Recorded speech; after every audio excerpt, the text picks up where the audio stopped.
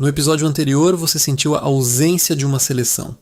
Uma seleção que ganhou 4 Copas do Mundo, que inventou o Catenaccio, que produziu alguns dos maiores jogadores da história.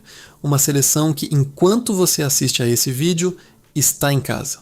De novo, a Itália é uma das maiores histórias do futebol mundial, mas é também uma das mais dolorosas, porque entre os títulos existem 11 momentos que os italianos prefeririam esquecer. E que nós vamos contar agora, 2 de junho de 1962. Santiago, Chile, Copa do Mundo. Fase de grupos. Chile contra Itália. Antes do jogo, jornalistas italianos haviam publicado artigos criticando o Chile, a cidade de Santiago, as condições do país, o nível do futebol local. Os chilenos não esqueceram. O árbitro inglês Ken Aston apitou o início.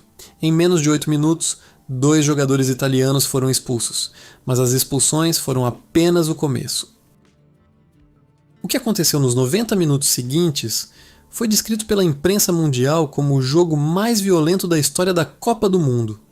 Socos, chutes fora da bola, jogadores perseguindo adversários pelo campo, o árbitro completamente sem controle da situação. A polícia precisou entrar em campo 2 vezes para separar os jogadores. O Chile venceu por 2-0.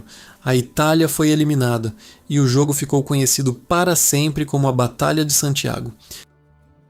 A BBC transmitiu ao vivo e o narrador britânico abriu dizendo que estava prestes a mostrar o jogo mais vergonhoso da história do futebol. Não estava exagerando. 19 de julho de 1966. Middlesbrough, Inglaterra. Copa do Mundo. Fase de grupos. Coreia do Norte contra a Itália. A Coreia do Norte estava disputando a sua primeira Copa do Mundo da história. Era considerada, sem discussão, a seleção mais fraca do torneio. A Itália era uma das favoritas. No segundo tempo, Park Do-ik marcou o único gol do jogo. 1-0 para a Coreia do Norte. A Itália foi eliminada na fase de grupos. O time voltou para casa e foi recebido no aeroporto de Gênova com uma chuva de tomates e ovos podres. Jogadores precisaram ser escoltados pela polícia. O técnico Edmondo Fabre chorou em público. Alguns jogadores foram tão afetados pelo episódio que abandonaram o futebol profissional. E Park Do-ik, o autor do gol, virou o herói nacional na Coreia do Norte para o resto da vida. Ovos e tomates no aeroporto. Isso diz tudo sobre o tamanho do vexame. Mas convenhamos, se eu fosse torcedor italiano naquele dia, também teria comprado ovos. 21 de junho de 1970, Cidade do México, final da Copa do Mundo, Brasil contra a Itália. A Itália havia chegado à final com uma campanha sólida. Havia eliminado a Alemanha Ocidental numa das semifinais mais dramáticas da história. 4-3 na prorrogação, um jogo que ficou conhecido como o Jogo do Século. Do outro lado estava o Brasil de Pelé, Tostão, Rivelino, Jairzinho. Jairzinho havia marcado em todos os jogos do torneio até ali. O Brasil venceu por 4-1. Pelé abriu o placar de cabeça. Gerson fez o segundo. Jairzinho o terceiro, mantendo a sequência em todos os jogos. Carlos Alberto fechou com um dos gols mais bonitos da história da Copa. A Itália marcou 1 de pênalti. Não foi uma derrota, foi uma aula. E foi na maior final da história contra o maior time da história, na frente do mundo inteiro. Ser humilhado pelo Brasil de 1970 não é vergonha. É quase uma honra. Mas 4-1 na final ainda dói, independente de quem marcou. 1980. Itália. O futebol italiano entra em colapso. O escândalo Totonero, um esquema de manipulação de resultados e apostas ilegais, vem à tona e devasta o esporte no país. AC Milan e Lazio são rebaixados para a Série B. Dezenas de jogadores são punidos. O futebol italiano perde a credibilidade de uma vez. Entre os punidos está Paolo Rossi, o melhor atacante da Itália, banido por 2 anos por envolvimento no esquema de apostas ilegais. Rossi sempre negou. 2 anos depois, em 1982, a Itália vai à Copa do Mundo na Espanha completamente desacreditada. Rossi havia voltado da suspensão havia apenas semanas, estava visivelmente fora de forma. A imprensa italiana pedia que ele não fosse convocado. O técnico Enzo Bearzot o convocou assim mesmo.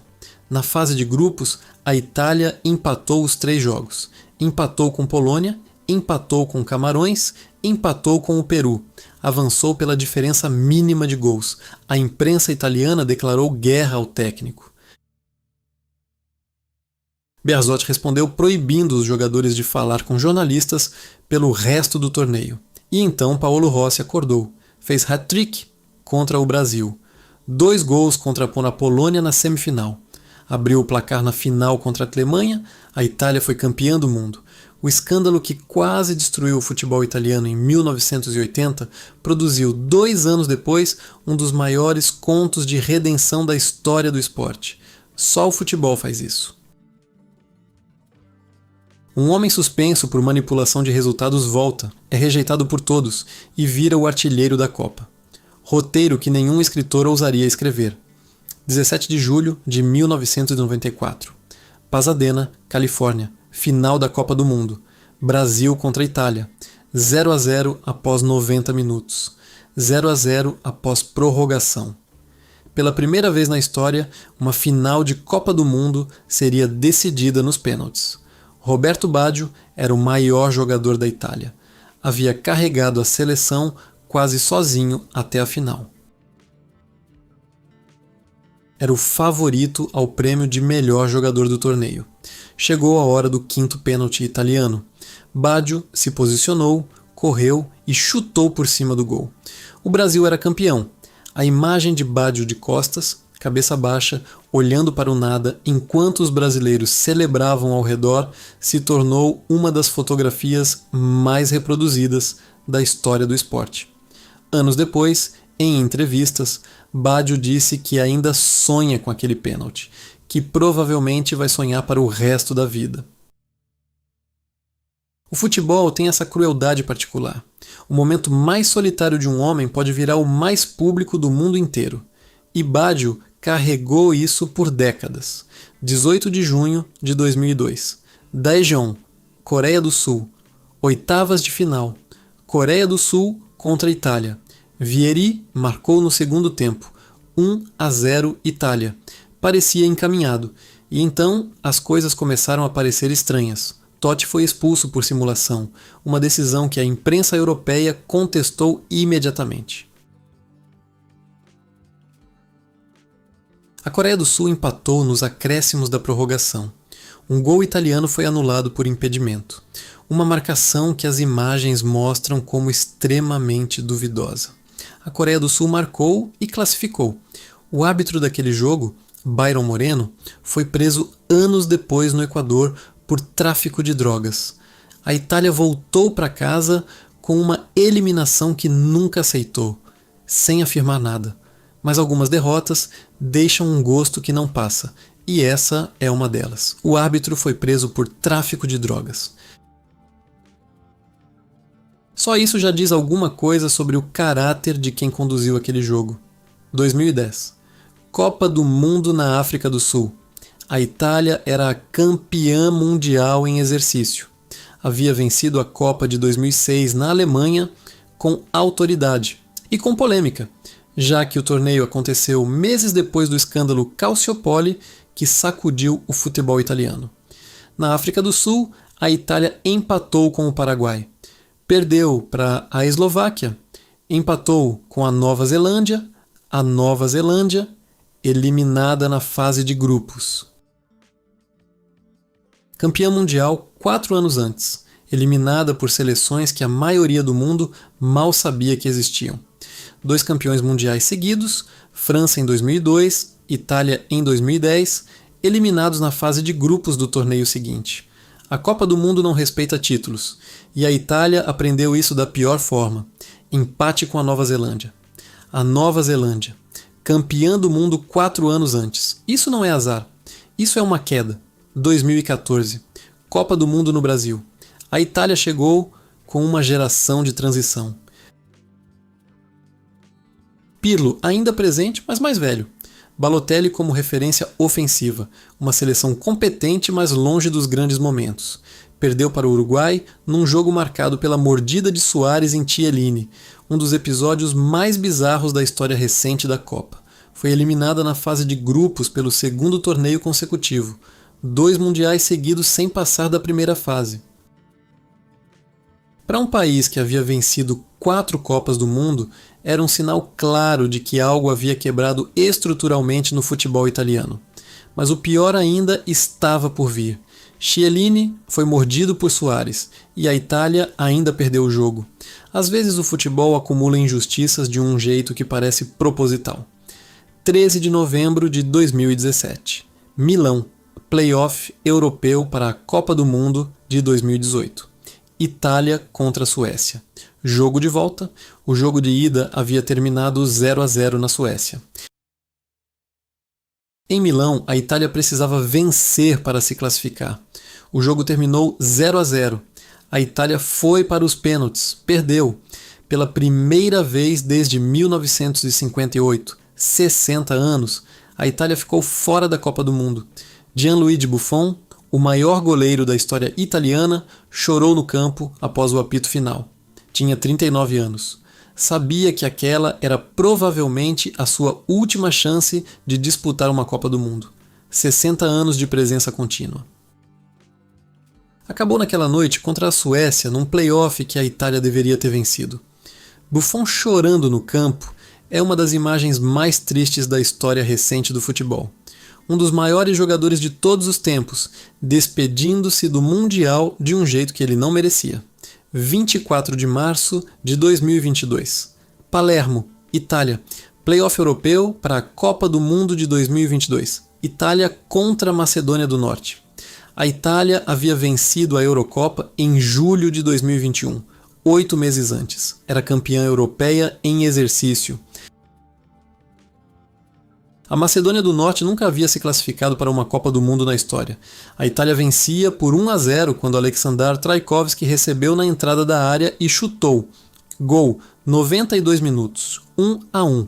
A Macedônia do Norte estava classificada. A Itália ficou fora da Copa do Mundo pelo segundo torneio consecutivo.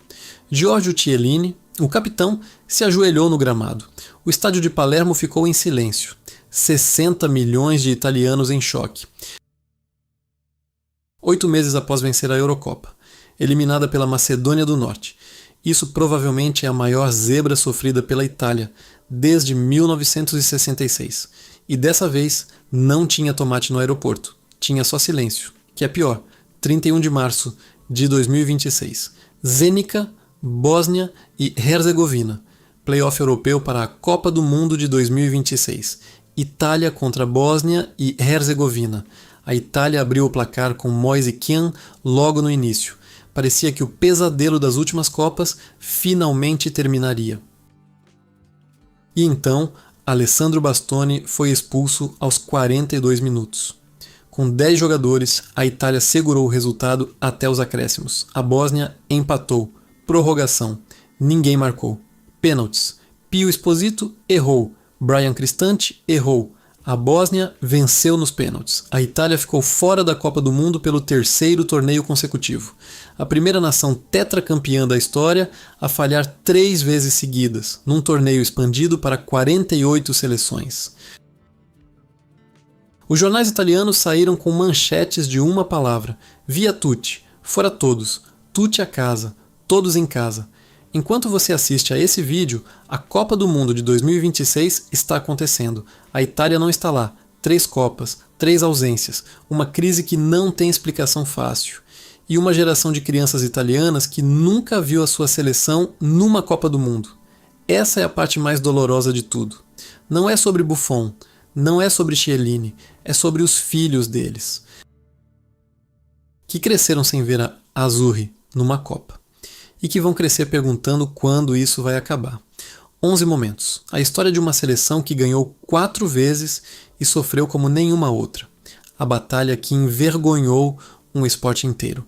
A derrota para a Coreia do Norte e os ovos no aeroporto. A humilhação de 4-1 na maior final da história. O escândalo que quase destruiu tudo e virou redenção. o pênalti de Baggio e a solidão mais pública do futebol. As perguntas sem resposta de 2002. 2 eliminações seguidas na fase de grupos.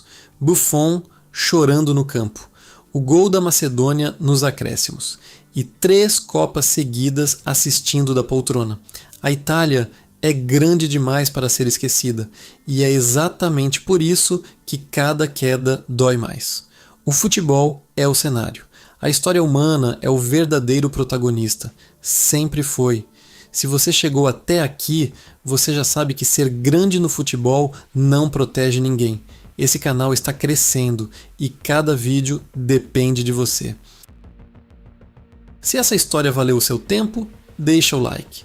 Comenta aqui embaixo qual desses 11 momentos você não sabia antes de hoje. E se você conhece alguém que é torcedor da Itália, manda esse vídeo, com carinho. Nos próximos vídeos, a gente continua contando as histórias que o futebol esconde. Se inscreve para não perder. O eco continua.